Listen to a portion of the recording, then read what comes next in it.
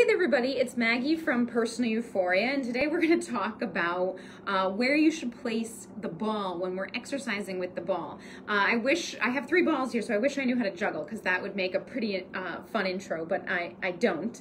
But basically, when we're laying over the small stability ball in different areas, there are different sizes, and there's even more than this. These are just 3 that are very similar and that we used to use in our group classes. So this is a 9-inch stability ball, this supposedly is 2, this is 7.5, but you kind of see how different the balls are. And depending on what exercise we're doing and your body type, one might be a little bit better than the other. So both of these are from Marathon Health and Wellness, and their texture is a little bit nicer, and they're very consistent. If you get the 9-inch or the 7.5, it's the size it is. Then this is from Yoga Tune-Up, and these are the ones that I used to bring to my group classes. These, when you inflate them, they can be a little bigger, a little smaller, there's a little less consistency. As they deflate and you reinflate, they sort of change their shape, but they're also a perfectly good ball that lasts a long time and is a good quality. So, I generally, not to say I never use this one, but I like these 2 sizes a little bit better for most people. So, but a 7.5 to a 9-inch stability ball. Now, the question is, when we're exercising, where exactly does it go? A ball is such a great tool to know where to place and use because with just your body and a ball, you can have a lot more fun with movement and exercise. And you could take it anywhere you want because you deflate it really easily, and then with a straw, you can reinflate it. If you don't have a straw, you can put your mouth right on it. It's a little tricky, but you can do it. So if we were gonna lay over the ball and do upper body ab work, like a crunch or what we call in Pilates ab prep over the ball, grain of salt for everyone, because everybody's torso length is a little different, so you might have to play. But roughly, you want the center of the ball right at the base of your shoulder blades. So my shoulder blades end right here, right? That's the bottom of my shoulder blade. I would put the center of the ball on the center of my back right there. And then when I lay down over the ball, I'm well supported, right? I'm not way down here with just having to hold my head up and dangle in space.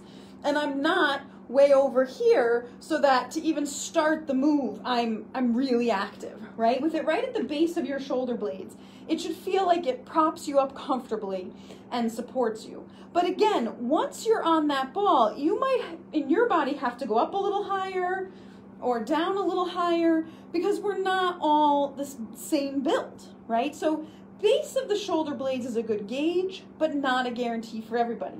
And then you can place the hands behind your head, lay back, and get a fuller range of motion as you do that ab work, right? And there's so many fun exercises you can do over the ball there. The next place we're going to talk about is when we bring the legs into the air, and so you're placing the ball under your sacrum, and then you might do toe taps, or lower and lift here, and a whole bunch of exercises from this position. But where do you put the ball when we do that? So that you put that at your sacrum. Your sacrum is definitely part of your, at your butt, not your low back. So it's not on your vertebrae, it's not right where your pelvis and vertebrae meet, it's a little bit lower. Sort of this triangle here, right at the top of your butt, but definitely butt, not back, right? And then from there, with less even movement than the upper body, you can move it up or down a little bit and see where you want to be. But the best test for that and your comfort is you come up, you get it under your pelvis. So my low back is not touching the ball. I mean, maybe like the top of the ball touches my very low back, but not where my weight is sitting, okay? And you should feel that here with your feet on the floor, you could tuck the tailbone and press your low back down and you feel supported, right? You don't want to have it overextend you and you not be able to imprint because the ball's in the way if the ball is too high. And if the ball is too low, you're going to feel like if you lift your legs up, it could very easily shoot out from under you. So, right, it shouldn't be in the way of you being able to get a good imprint and maintaining that, right? And that, see, where I just had it was a little too high. When I tried to imprint, my back got blocked by the ball. Okay? Next, we do some exercises where we lay over it on our chest. And there's a lot of good exercises that you can build from there. And actually, it gives you a little support. So the ball not only gives you support, changes the exercise, it helps you feel more sensation, right? So it can be really helpful for you cueing into what's going on. But when you do this, and again, we can play with up or down, you want it right on your chest. So you have your sternum or breastbone. At the bottom, you have that little triangle, the xiphoid process. You don't want it on there. That's not where you want the pressure. So it's higher than that little triangle, which, like, if you kind of poke around for it, doesn't feel great to touch, right? So it's above that, but of course, it's not like up in the way of your neck. So a good general thing to do, because especially if you're busty, your boobs can basically get in the way of the ball. But for most of us, the way that falls, it's not too much in the way, right? So for example, if I were going to say the Pledge of Allegiance, my hand is touching my chest, like, right? I feel the top of my bosom here. My hand is there, but it's not in the way, and it doesn't seem like I'm grabbing my own boob, right? So the hand is there, and you slide it right to the center, and that's roughly where the weight of the ball should be. So Pledge of Allegiance, slide that hand to the center, that's roughly where you want the ball there. And then nothing should really get in the way. Those are some of the places we use the side lying. So side lying is often tricky for people too.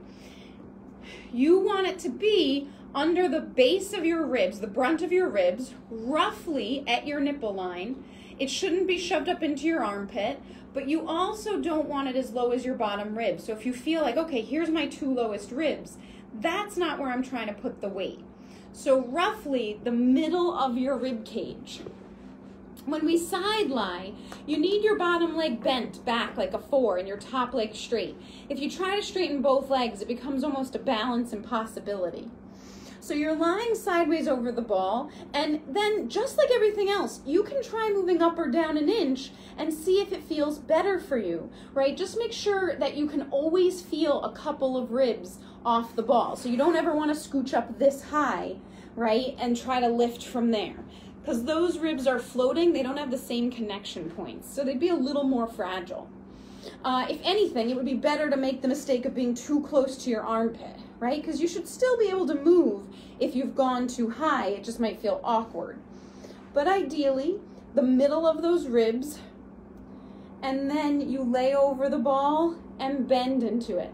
Now, a trick to getting this right here is, it's not just that you're side bending, right? So it's not just these muscles pulling you up, but think of the ribs down here pushing into the ball, right? So it's a push-pull sensation.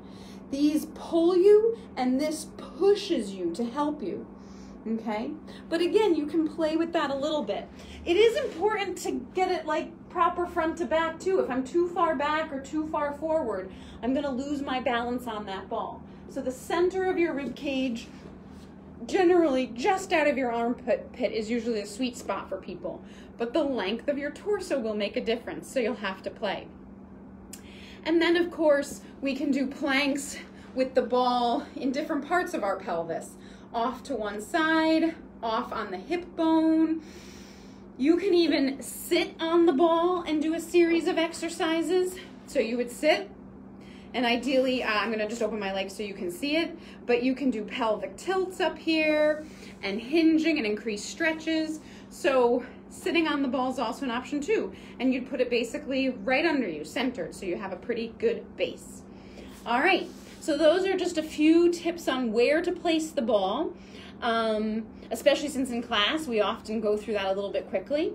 But if you have a ball at home, so many fun exercises you can do if you know where to put it. Anyway, have a great day. As always, keep moving, and if you have any questions, let me know in the comments below.